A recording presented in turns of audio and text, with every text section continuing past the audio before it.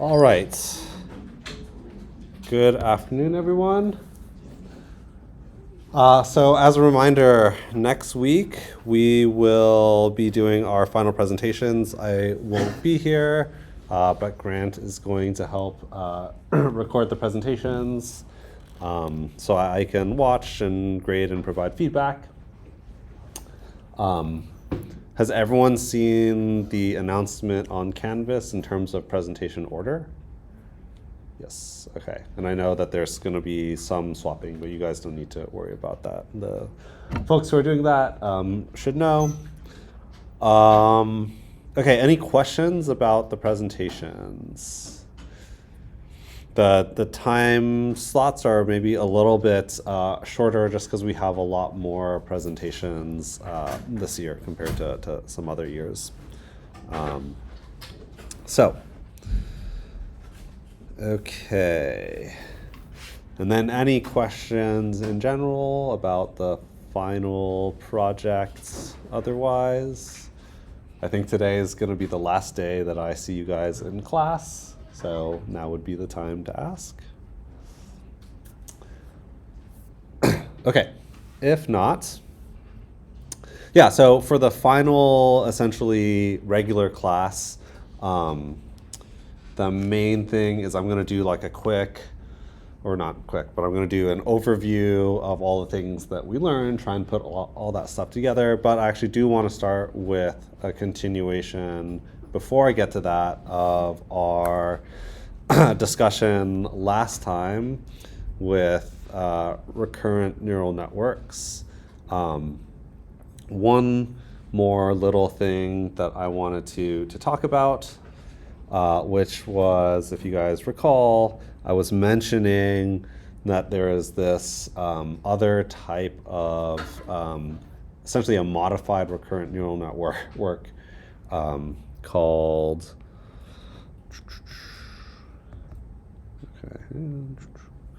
it is called, oh no, here we go again.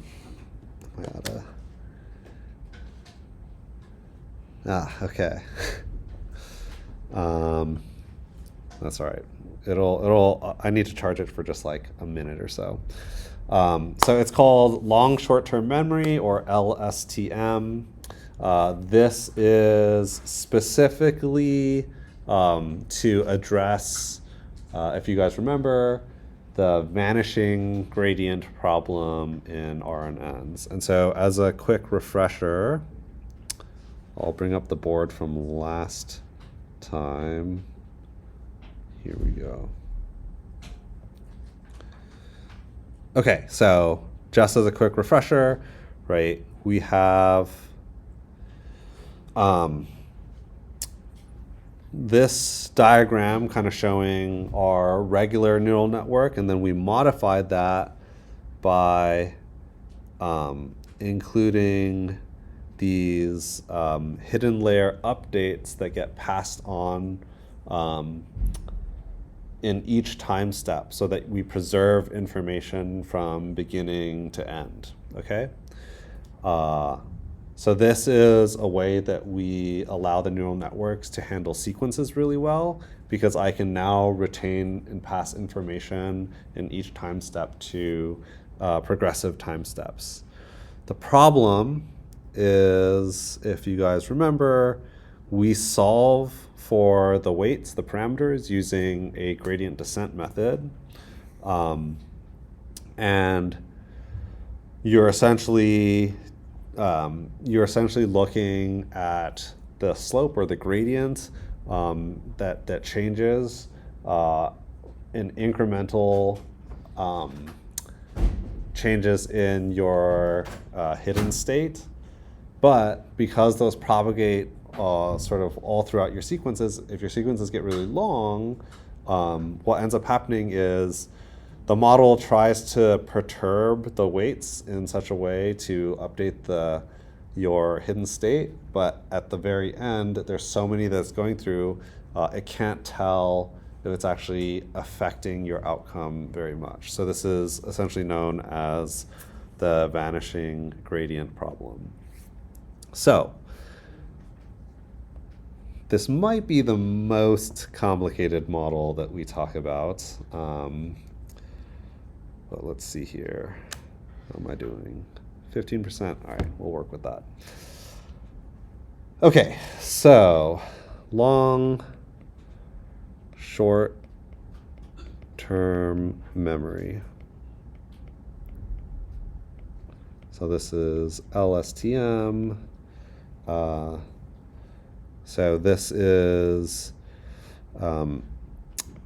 meant to address the vanishing gradient problem.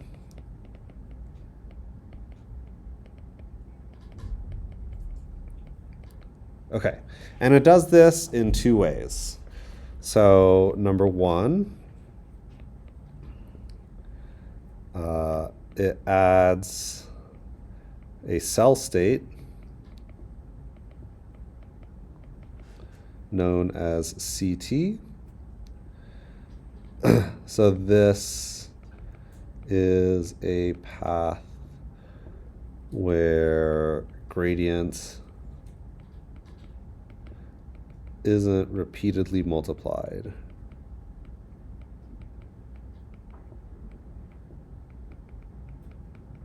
Okay. And that is something that actually allows this particular type of model to avoid the like exponential decay in the gradient that we see happening in the RNN.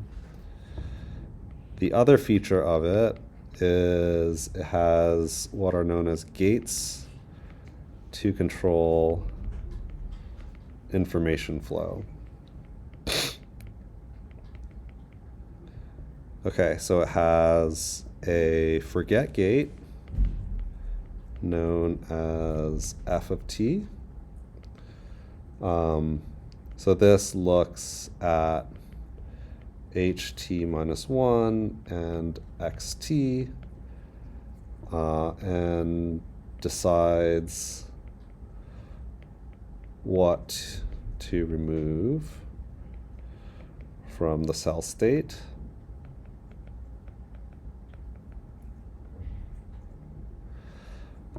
We also have an input gate, I sub t decides what new info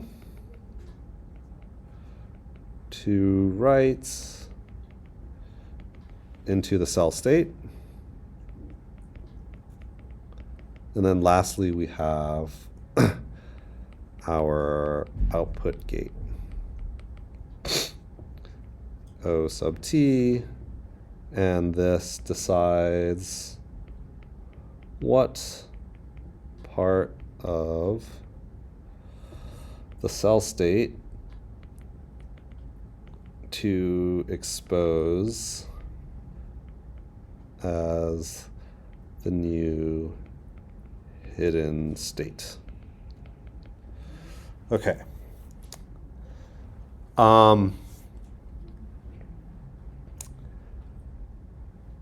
So I haven't taught this one before, so we'll see how well we can digest this. But I do have some ways of maybe hopefully making this a little bit more digestible.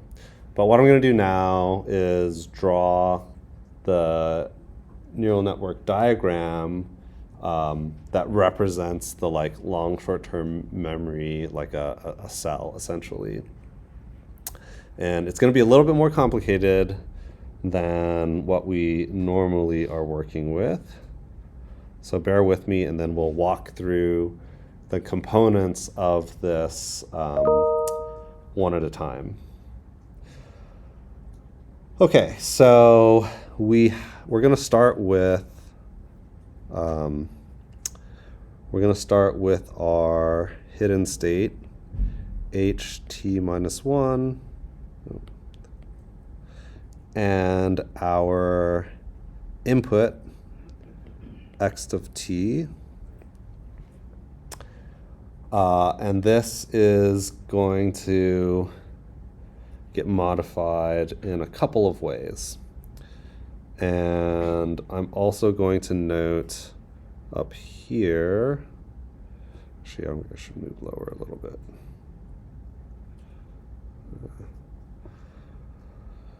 We're going to have our C t minus 1.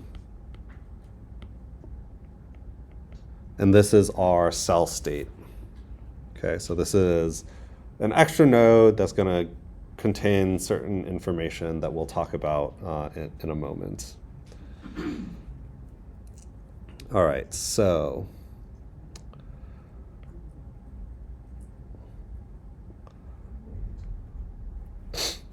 you can think of the ht minus 1, our hidden state from the previous time period, and our input xt as kind of merged together as kind of our single input for everything. So ht minus 1 and xt are essentially merged at this point. And these are going to go through a couple of things here.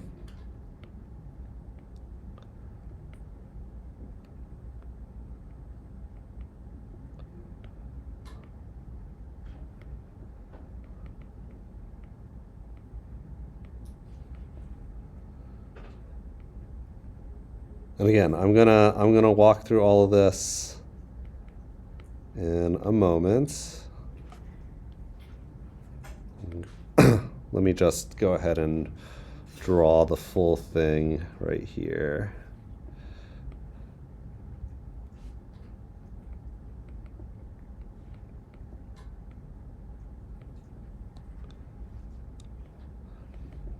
So what I am drawing right now are the different gates that are going to be used in the LSTM.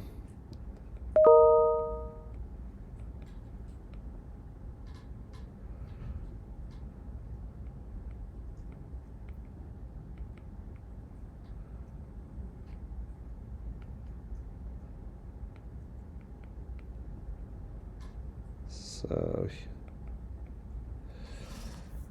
okay. So this, I believe we got everything in here. Yeah, so this is our LSTM model. And this is representing essentially what happens in a single time step. So this definitely looks a lot more complicated than what we've been doing before. But hopefully the logic is going to make sense for everyone. So we are going to talk first about this. So this portion here, this is known as the forget gate. So let's talk about what's happening inside of here.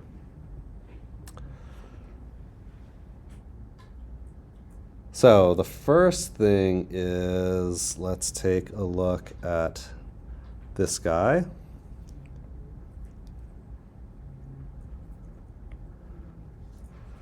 So each of these portions, we've got essentially an equation. This is our forget gate f of t equals sigma times wt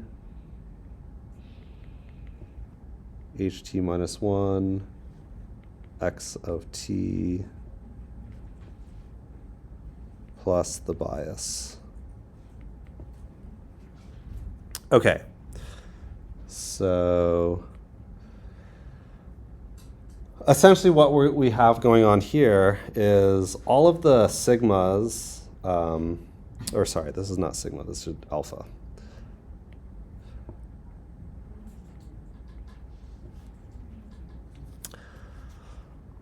So this function, that alpha, is a number essentially between 0 and 1.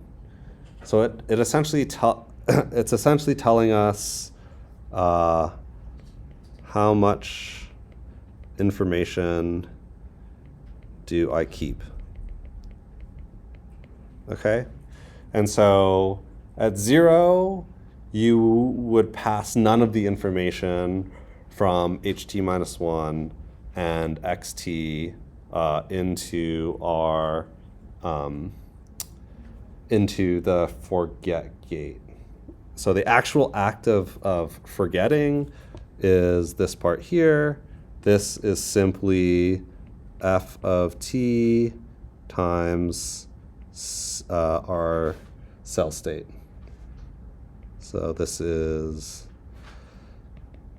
the act of forgetting. Hopefully people can read that. Okay, so if alpha is 0, then basically it says, okay, you have this information from your hidden state from the previous time step, and we have information from our input, from our xt. I don't want you to record any of that information. Don't include any of that into our cell state, CT, okay? Whereas if alpha becomes 1, you're basically saying take all of that information and include it in the cell state. And then in between 0 and 1, you're preserving some of the information, okay? So that's what the forget gate is essentially doing, is it's providing this update to our cell state. Okay, next up we have our input gate here. So that is all of this stuff here. And we've got a couple more operations to look at. Okay, so the first one we'll look at is this tan-h term. So this, I think, should be the most familiar for you guys, right? So if we think about what we've been doing before, so gt for our input gate, this is equal to tan-h of wg ht minus 1 xt plus bg. Okay.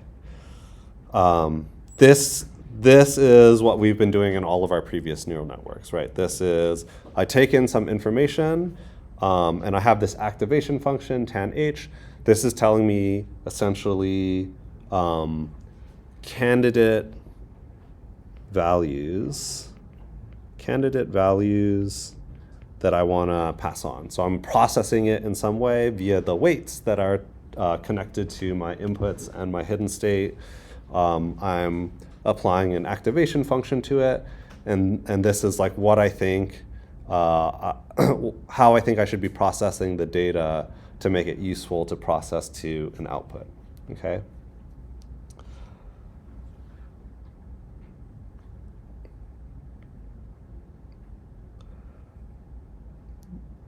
This bit over here is ik. So it's going to look very similar.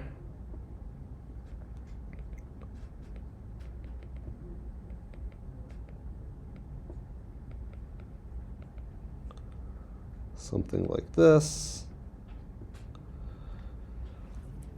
And this is essentially saying, okay, how much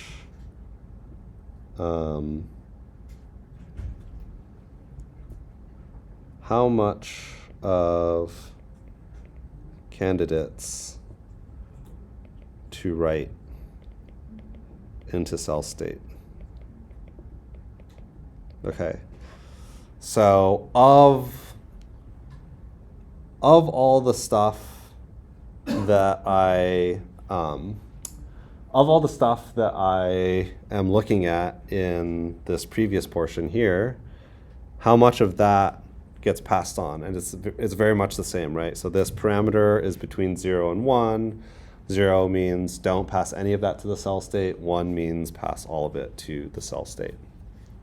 Okay? And similar to before, This thing is just operationalizing that. So this is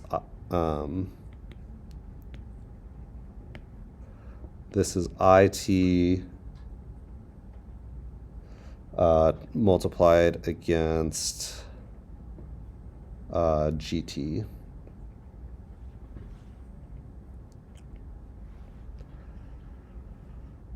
Okay. And then lastly, this part. And this is this thing right here. This piece of it is probably the most important part of the LSTM. This is essentially just updating my cell state. So CT is equal to the sum of the two pieces feeding into it, right? So that's this piece from before and this piece that we just calculated. So this is FT multiplied by CT minus 1 plus I sub T times GT.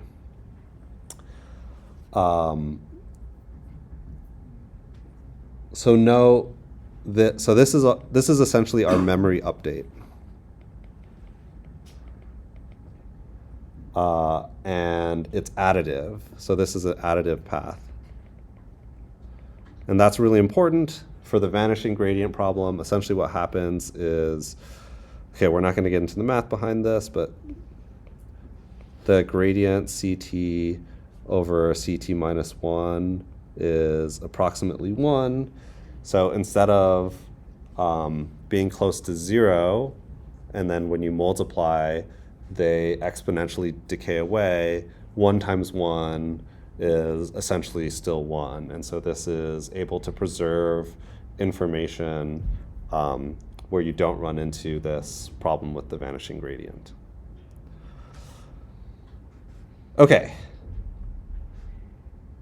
Almost done here. We just have a couple of more terms. Here,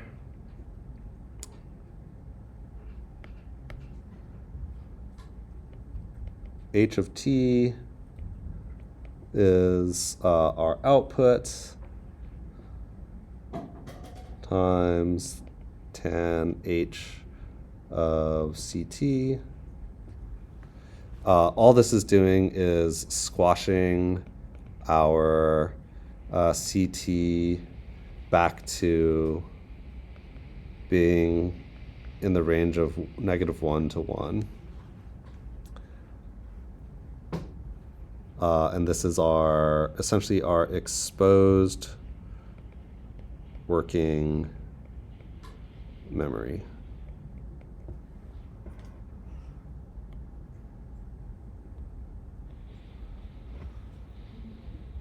Okay, the last operation here, and maybe you guys have picked this up by now, right? So our output, all we're doing is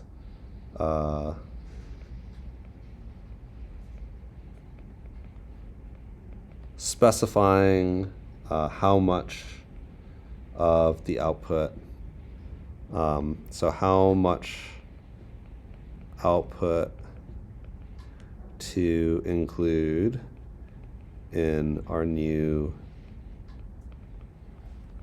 hidden state. Okay. So that is the breakdown of the LSTM. I realize there's a lot kind of going on here, so I want to back up a little bit and maybe try and describe this conceptually so that we can understand maybe better what's going on. Okay, so the way this was described to me, I think a good way to think about this. So CT, the cell, this is like a notebook, okay? H of t is what you say aloud. The forget gate crosses out notebook lines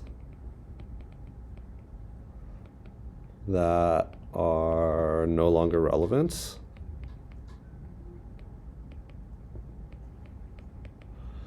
The input gate writes new lines. And the way that we think about the input gate, right, there's like two parts of it. You have the candidate values, and you decide how much of the candidate values, right? So this would be the candidate decides the content, and then the input dial, which is the sigmoid function, commits the content.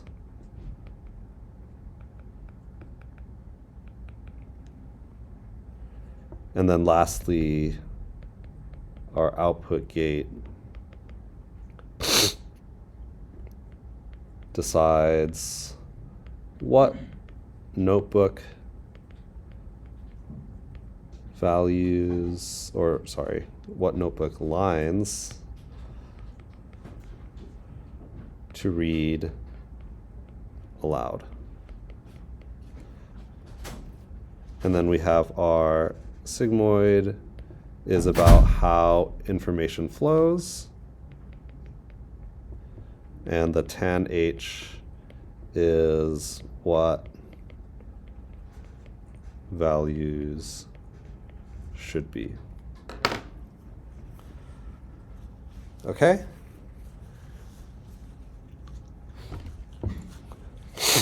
So if we walk through this guy with that in mind,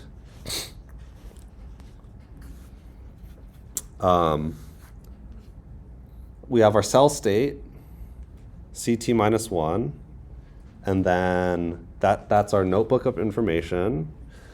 We have our hidden state, HT minus 1. This is information that we're saying out loud. And then we have new information from XT. We combine that and we think about what it is that we want to forget. So with that information, is there anything I need to cross out of my notebook? Then I go to my next step. With that information, is there anything new I want to add to my notebook?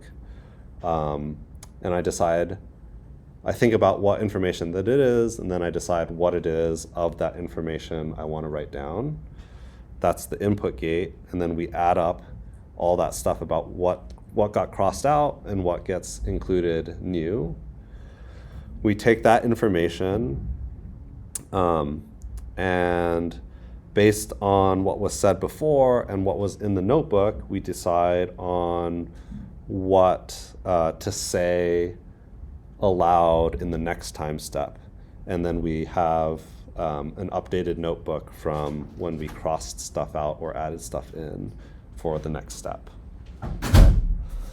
And so this is a whole complicated procedure basically to help with a very specific problem of the vanishing gradient. This was a very popular procedure from like the early 2010s to like the late 2010s. As I understand nowadays, if you're dealing with even larger sequences and larger data, a lot of people prefer to use models known as transformers, which I am not as familiar with. Maybe I'll learn about that for next year. But this is generally a relatively modern machine learning tool that helps deal with like time series, and very powerful even with fairly large sequences. Okay.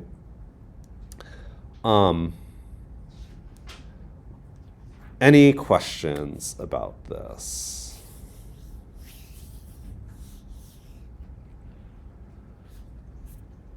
Yeah, so I'm I'm going to, for this particular example, I'm going to post some code to show basically how to initialize it and everything, but we're not going to walk through it in class today. I'll just post it online for you guys to use as reference. All right.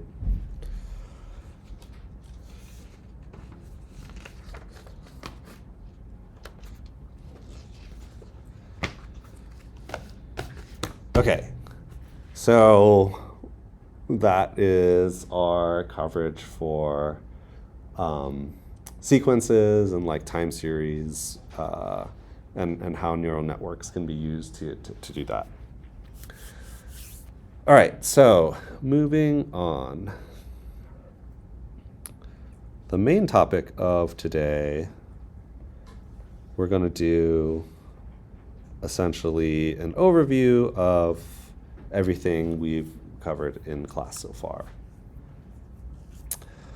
All right, so let's see here.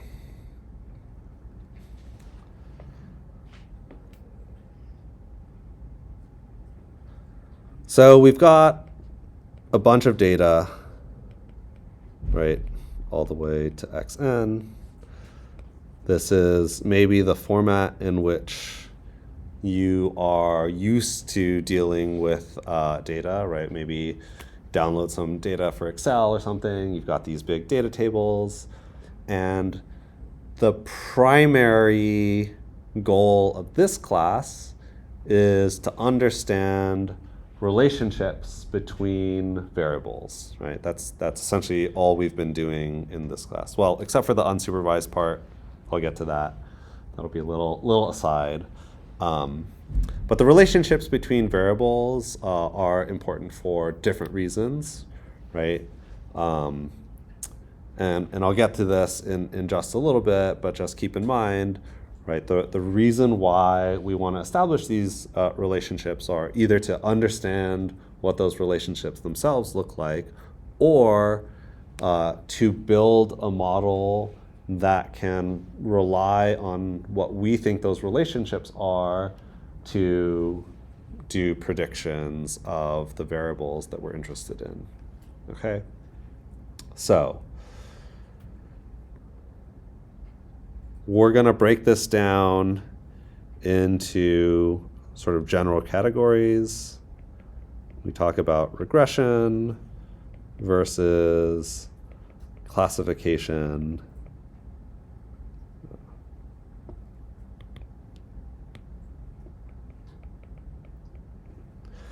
This is the terminology that's, I think, very commonly used in statistics and in machine learning world a lot these days. But I will just note that like this whole thing is also technically regression. Okay. And the distinction really is y is continuous versus y is discrete. And because of the properties of the models that we employ, we use different types of models to try and do these two types of things, of these like regression versus classification. Okay? So let's focus in on regression first. We started out with linear models, right? But we also have talked about non-linear approaches. So let's put that aside for a second. Let's focus on our linear models. So we have a generic equation, y equals beta 1 x1 plus beta 2 x2, and so on, plus, let's say, beta n xn plus epsilon.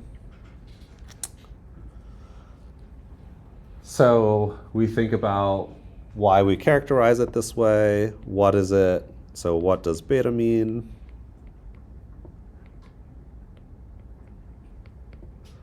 And what is epsilon?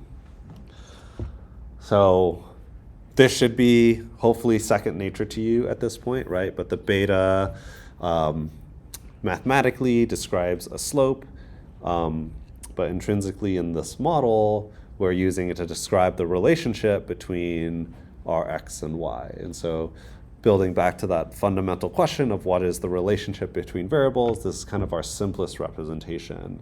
And it shows a linear relationship between our input variable and the response variable we're interested in. Okay. We add this epsilon term, right, because these linear models are not perfect. And if you were using them to represent the relationship between our data, oftentimes you have these errors, right? And so hopefully we would think that these errors are essentially random, uncapturable noise, right? And you have that term kind of representing any difference between what your model says and what the output actually is.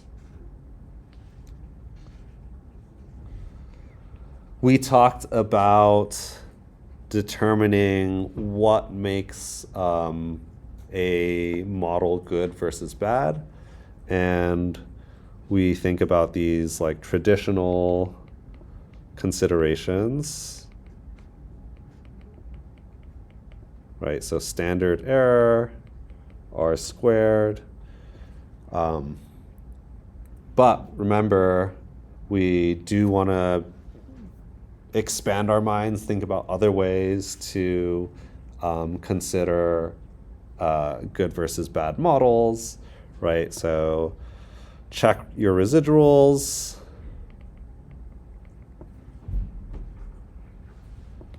If we have randomly scattered data around 0, this is good. If we have data that is biased in some way, in other words, spread about non-randomly, this would be bad.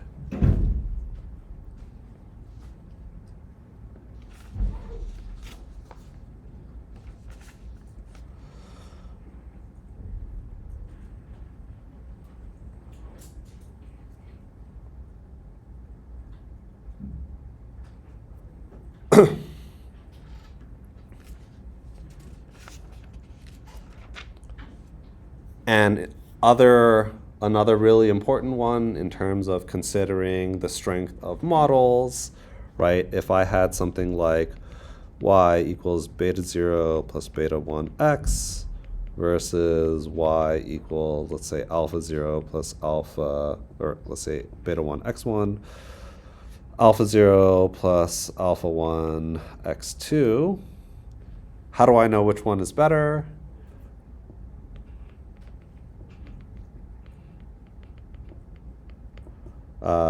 Don't compare r squared, or I should say don't just compare r squared. Look at your mean squared error as well. So we're looking at the mean squared error or the root mean squared error, right, as a way to determine that in a model that fits through data, the one that has on average smaller errors, maybe that is a good metric to consider when you're comparing models, right? So MSE, if you guys remember, that is simply something like this.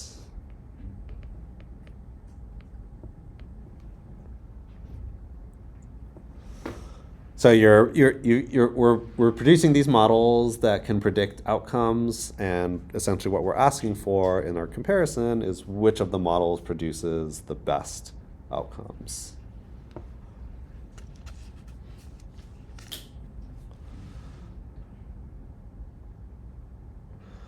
we have this kind of brought us to one of the most fundamental areas of the class when we think about these errors, right, is that the errors are comprised of, well, I've been saying 2 components. It's actually 3 if you actually remember that particular lecture.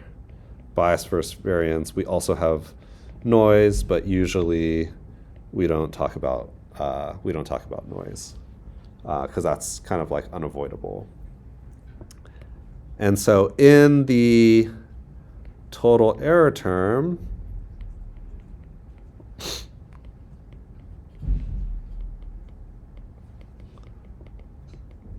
yeah, I mean, if there really is literally one thing in this class to take away, it would really be this diagram here. So I hope you guys are all familiar with this, right? The idea that as our models get more complex, we can reduce in our bias, right? You feed more data, you let the model get a better and better fit to it, you're reducing overall bias, but we worry that we start to overfit the data at some point, which is a product of our variance term increasing. And so really, at the end of the day, if this is our total error, which is the sum of the variance and bias, we want to aim for here.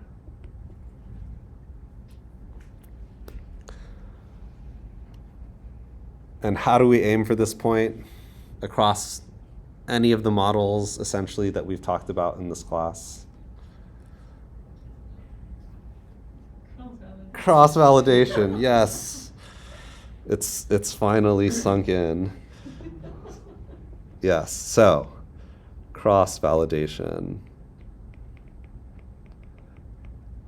When we fit models to data and then we train our model based off that data, we are, creating something that does these predictions. And I want to see how well I predict against data that I didn't train on. And so a lot of what we talk about is taking this data, splitting it into training data and testing data. We build a model using the training data, and then we predict an outcome.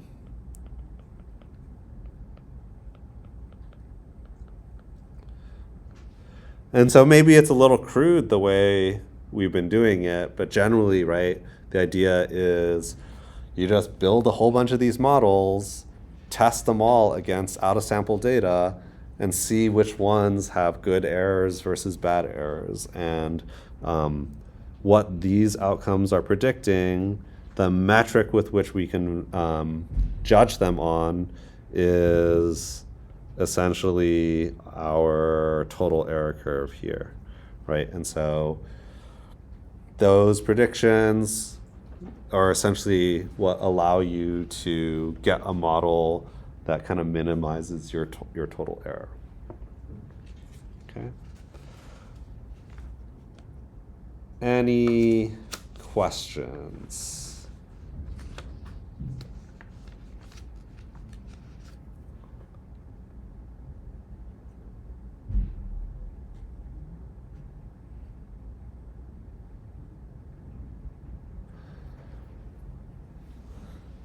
Okay, so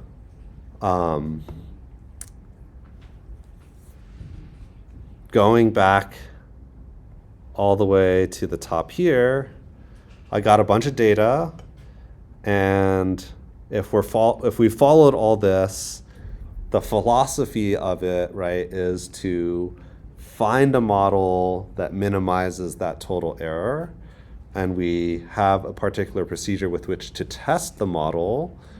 But so this connects right to the rest of class where we think about operationalizing this. The second way we operationalize is basically looking at all these different types of models, right? And so we've been doing that kind of throughout the class. But the first way to operationalize is actually the model selection process within the like data that you might have, right? So, okay, to put it another way, we have x1 all the way to xn, and so I need to deal with using the data to produce a model. And then there's the whole, which model do I actually use? Should I use a linear model? Should I use a spline model or a local regression model or a machine learning model? Okay, so we'll put that one aside for a second, and let's now focus on this idea that I have this x1 through xn. How should I take that data and use it in a particular model, right? So operationalizing this from perspective of data. So we talked about the classical method of doing this, which is model subset selection. How do we choose variables for the model? Right, and so we talked about, so this is classical. Stepwise selection.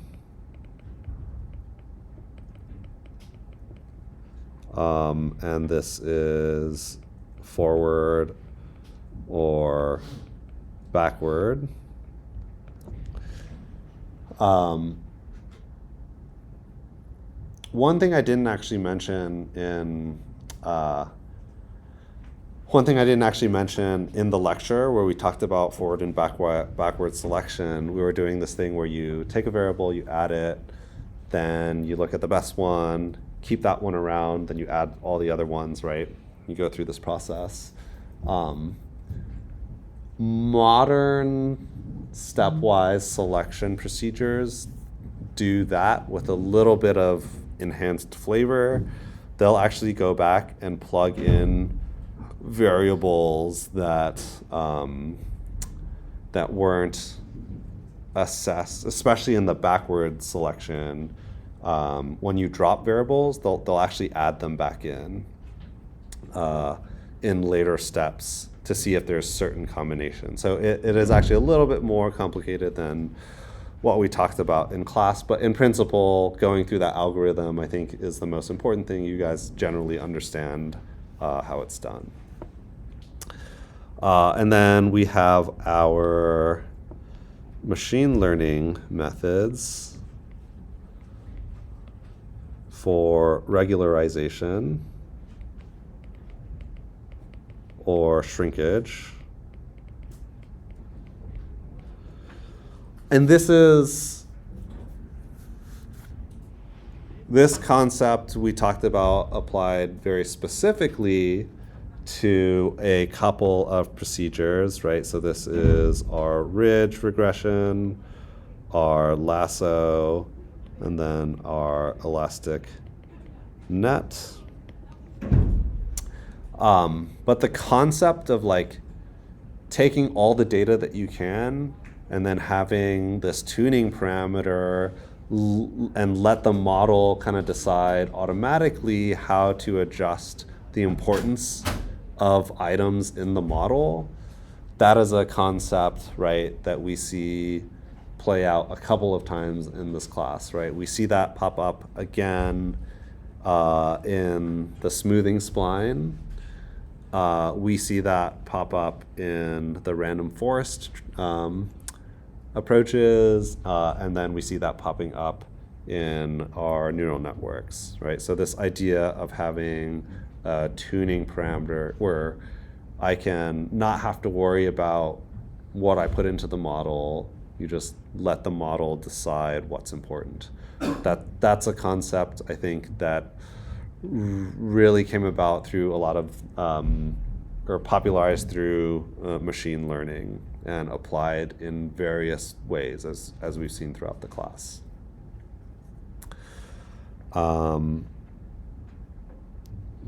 There's also, this is something that we didn't cover in class, but just for completeness sake, there's actually also something known as dimension reduction, which is maybe a third different way of thinking about all of the data in the model and how to process this. If anyone's ever heard of PCA or PCR, principal components analysis, principal components regression, that falls more in line with this idea of dimension reduction. We didn't cover it in this class. I just list it here for completeness sake. If it's something that you're interested in, you can do a little research yourself, or come talk to me. I'm happy to tell you at least what I know of it. Okay. So yeah, we'll come to this in terms of operationalizing the model to minimize our total error. This is from the perspective of data, and then we'll talk about perspective of models as we cover other models going through all this. Any questions so far? Yeah. Going back to the step-by selection one, you stated that the current present version available packages, they kind of put variables back in even after they were taken out earlier on. Yeah. Does that mean they're no longer greedy? No, they're still greedy, but in each step it's greedy, but it will do a look back that is that like compensates for the drawbacks of greed. So let me show you what I mean. So normally in our regular stepwise, let's do a backwards selection. Let's say we have 5. So you include all 5, and then it says in the first step, let me drop x5. Okay. And so in my next one, I have x1, x2, x3, x4. And let's say it looks at dropping one of them independently. It's going to get rid of x3 here. And then we have x1, x2, x4. And what it does before it gets to the step of which one to drop, there's an intermediate step where it actually adds x5 back in and checks how it's doing. So it's like backwards selection, kind of exactly as we described, except you add variables back in at certain steps just to check if the addition is a new combination. The addition leads to a combination that it didn't account for, where you would have like a better model. Yeah, but it is inherently greedy, right? Because it's on the individual step. It doesn't consider combinations. It's only looking at dropping one variable at a time. So we would still consider this to be a greedy algorithm. Okay. All right, so jumping all the way back up here, I mean, a lot of these principles are, maybe this doesn't just fall into linear, right? But we think about these principles throughout. But then we covered a bunch of nonlinear approaches, right? And so we had this evolution process where we looked at polynomial regression, we looked at piecewise, then splines, we had cubic, normal, oh, natural, not normal. Cubic splines, natural splines, and then smoothing splines. And then we have this kind of go-between model, or general additive models, which thinks about the splines in additive terms so that I can maintain some interpretability. And then we have our local regressions. And here we talked specifically about our kernel regression. That's not the only one. There are other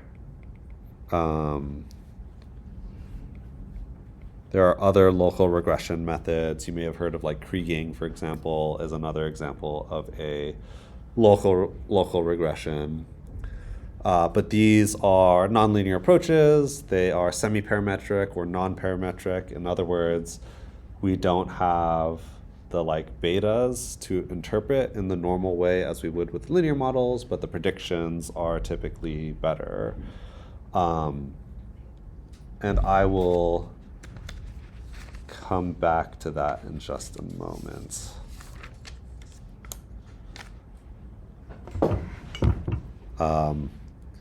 From here, we talked about the evolution into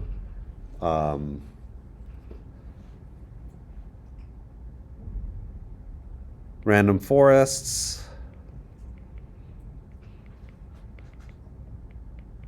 bagging, and decision trees. And then eventually, so it's this kind of,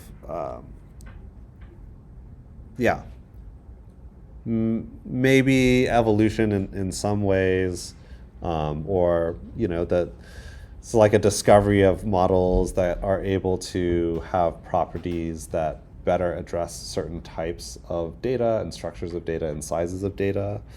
And so splines and local regressions kind of came first. Then you had maybe a little bit in parallel this like random forest bagging decision trees with our neural networks.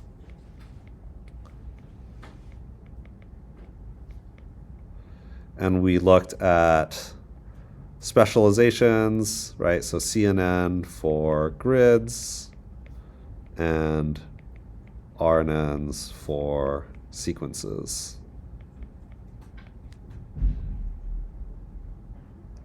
Okay.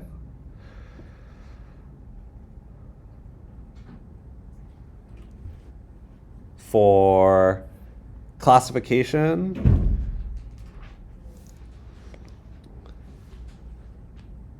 what models did we look at? So we have logistic and LDA. This would be kind of the analog to our simple linear models. And then we start to digress where we're more into non-parametric. So this is like linear analog. And then our non-linear analog would be, okay, what did we look at? We looked at KNN. We looked at the whole evolution from maximal margin, maximal margin classifier to support vector classifier to support vector machine. We also have our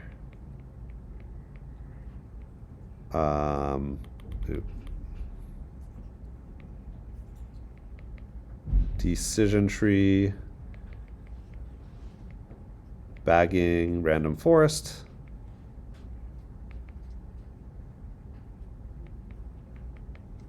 and then our neural networks. So these guys are more flexible models that appear in both the regression world and classification world, whereas these models are specifically only designed for classification.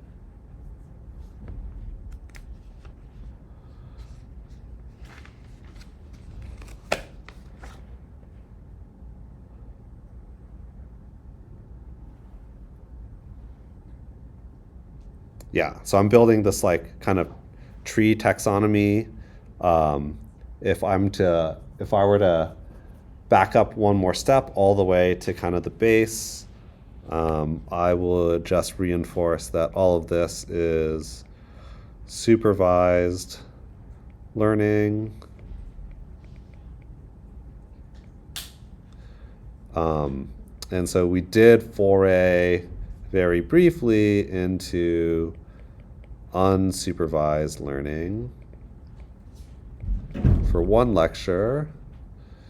And this is no y variable.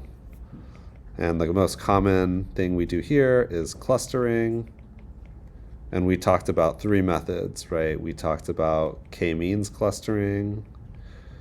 We talked about hierarchical clustering. And then we talked about DB scan. So different methods of clustering data. And that's, yeah, I would say in a pretty different realm from kind of the rest of the class. Okay. Does anyone have any questions about any of this? Anything you need more clarity on? Any questions about how things fit into different places? Yeah. I was just going to say, I hope we can get a copy of this because it only makes sense the flow of it all. It's a little messy, but sure, I can.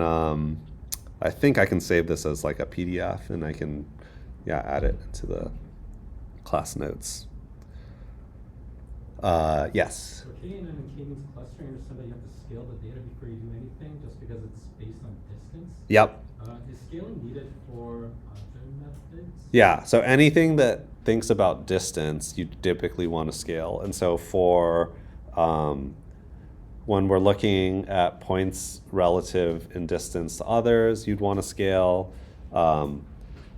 You were mentioning KNN and k-means. So KNN as its own thing, yes.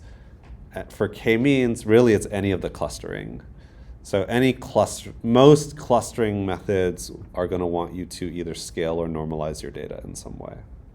Yeah. So always scale your data.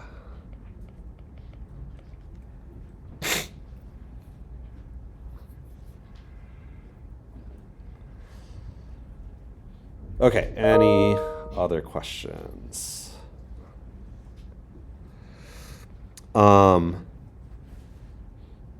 Yeah, so this everything I've talked about here is yeah, kind of like a way that we're building a taxonomy of the different like methods and approaches in this class. But the last bit I kind of want to dedicate to thinking about when and why we pick particular models to do analysis, right? And so this touches on the other big theme in this class that I'm talking about, which is this idea of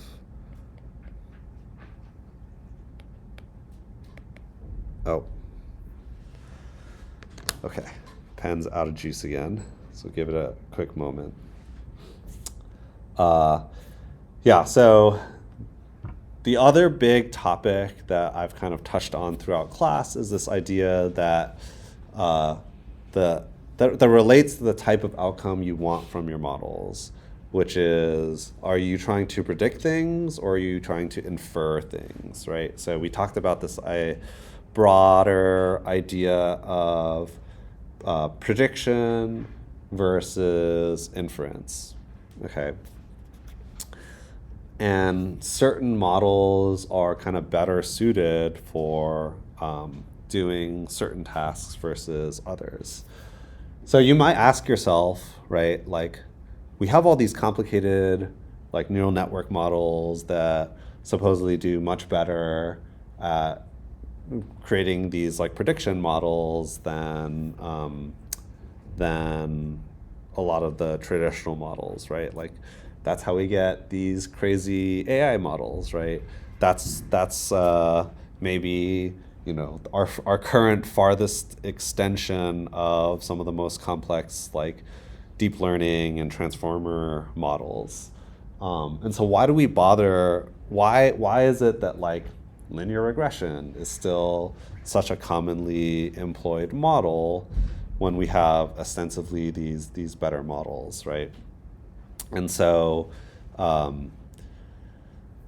with the example of like AI, right, we don't necessarily care about the specific relationship between our inputs and our outcomes, right? Like, I don't care that if I put in this particular sentence into the prompt, that there is this like relationship that I might be able to describe with a bunch of parameters that would tell me what the how it would relate to the output. I just care that the output is accurate and able to give me good information, right? Whereas if I wanted to know specifically as I change a particular input, you know, what the result, what the change might be, that's a very different type of question, and therefore people apply different sorts of models to that. So, okay, let me see how I'm doing. All right, back to 15%. So we have this idea of where we want to think about prediction versus inference. Okay. And so in this analogy that I'm making, generally speaking, we are more on the, so we talk about models, non-parametric versus parametric models. Typically, as you lean more towards the semi and non-parametric stuff, that's things that care mostly about prediction, where I no longer need to worry about interpreting how important specific parameters are for my model. I just want to know about how accurate my predictions can be. Yeah. Maybe I missed it, but how are you defining prediction and inference? Yeah, so yes, actually very good. So this would be prediction. This is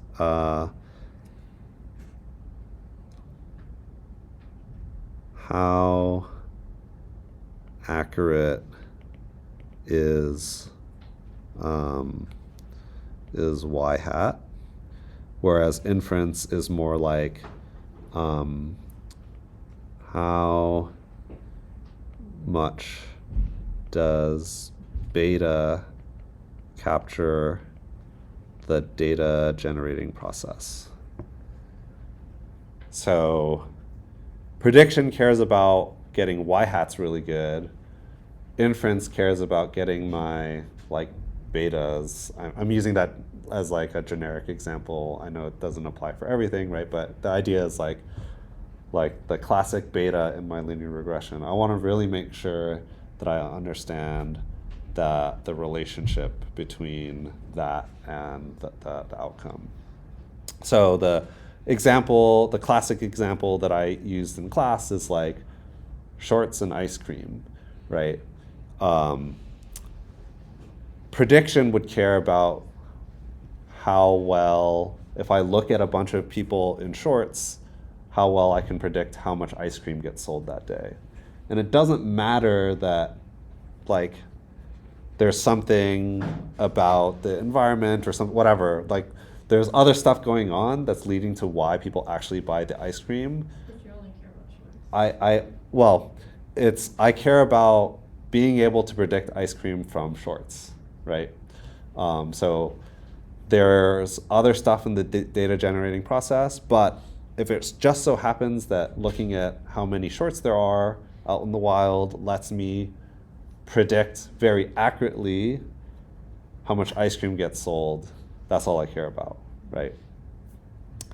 The inference is like, oh, what is it that's causing people to like wear shorts and eat ice cream? I want to understand specifically what that is. And in fact, a lot of times you sacrifice your predictive capability to understand those relationships, right? And so even with a really good like economic model that has let's say a strong instrument that determines causality, that model that then predicts how much ice cream gets eaten actually tends not to be very good. Or I should say, will rarely outperform a model that's like focused on prediction. But that prediction model doesn't tell us anything about those relationships that we really want to understand. And so with the inference part of it, you could be like, oh, let me run an experiment where I put different pants on other people and like understand how that would relate to the outcome. In this case, right, it wouldn't, right? And so you're determining, but that's, so inference might be really important when you're doing things like experiments or interventions that predictions might have a harder time gauging, okay? So yeah, this is about predicting outcomes. And oftentimes the inference, we want to understand causality of variables. Okay. And we got into a whole little bit for 2 or 3 lectures, right, about causality, also known as identification. And here we talked about causal diagrams. People also refer to this, I didn't talk about this then, but these are also known as conceptual models, right, in some circles, okay? And the whole idea is we have causal linkages that are built up from, plots like this. And we talked about different strategies to do identification. It's not an easy thing to do, right? So we might have like an IV. So this would be, so we did IV regression, and we looked at differences in differences and fixed effects regressions. These are all identification strategies that are sort of commonly employed. They can only be used in certain situations, in certain contexts when you have the right sort of framework, but they can be powerful tools to perform identification. Okay? So one of the questions to ask first when we look at the broader, so when I look at the broader taxonomy of approaches and different models that we've talked about, one of the questions that you can ask yourselves first is, am I interested in doing the prediction side of things, or am I interested in doing the inference side of things? That's one of the first questions you should probably ask, because that's going to determine a lot of the approaches that you typically would take to apply a model to a set of data.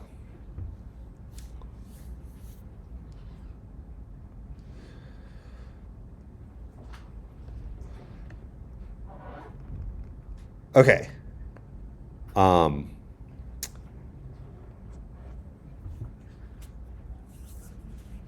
When we think about all the like little nitty-gritty details of this class, right? You guys, through your homeworks, are learning how to apply some of this stuff and understanding what some of this means, right? I know, you should be able to generate, a table of coefficients, some diagnostic results, like looking at standard errors, R squareds, mean squared errors. You're doing comparisons on like cross-validation values, right? That's all like stats-specific tools that I'm teaching you guys to assess your models and apply certain models in different ways. But when we think about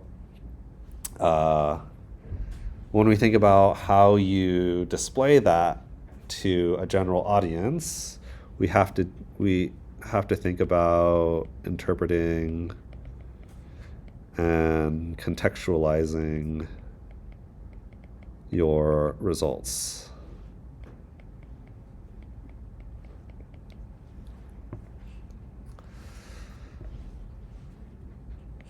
And this comes with experience, right? We're starting to build some of that up just from you guys doing the homework, but you have to be able to be comfortable with telling your audience, what do the stats actually say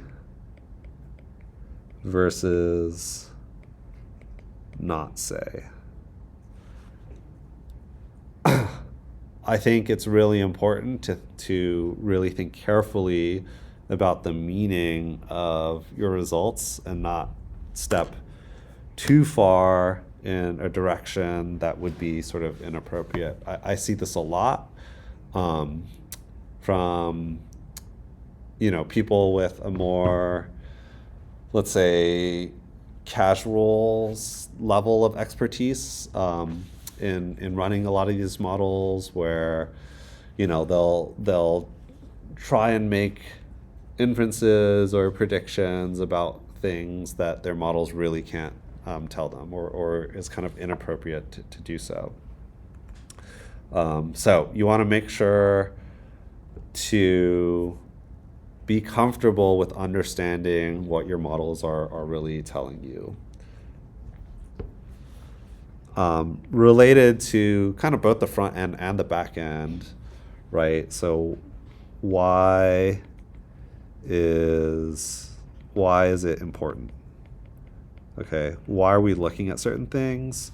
Why do the results that come out of your models and that we interpret in a certain way, what is the relevance of that to, let's say, a particular hypothesis, right? So what relevant things does it tell us?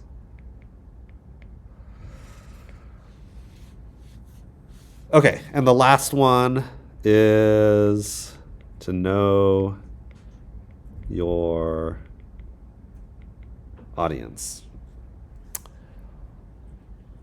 Yeah, and so depending on, if I'm talking to a bunch of economists or statisticians versus if I'm talking to like a policymaker or like a layperson, right? The way in which I talk about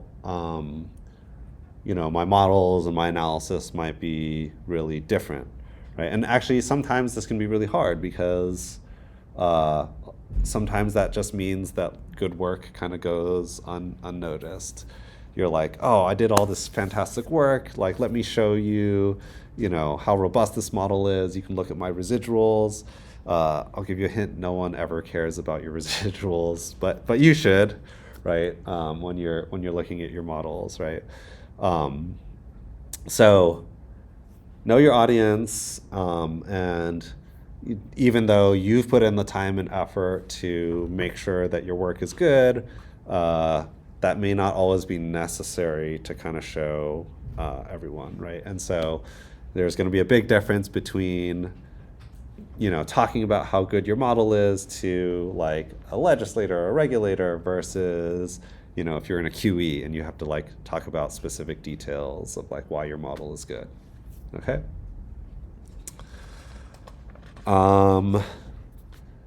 Yeah, so any questions about this? Yeah, so that is basically our entire class in a nutshell here. That's all I have for today, so we'll end, a little bit early. I'm happy to stick around if anyone has any questions about any of this, or if you want to chat about your projects before your presentations next week, happy to do that as well. And then lastly, so I'll make an announcement on Canvas, but if you guys can do the course evaluations, that would be much appreciated. A lot of the way that this course has evolved and like me adding specific content is from former students who have made suggestions about covering certain material. And so if there's things that you like, if there's things that you don't like, please let me know. Okay, and that's it. Thanks.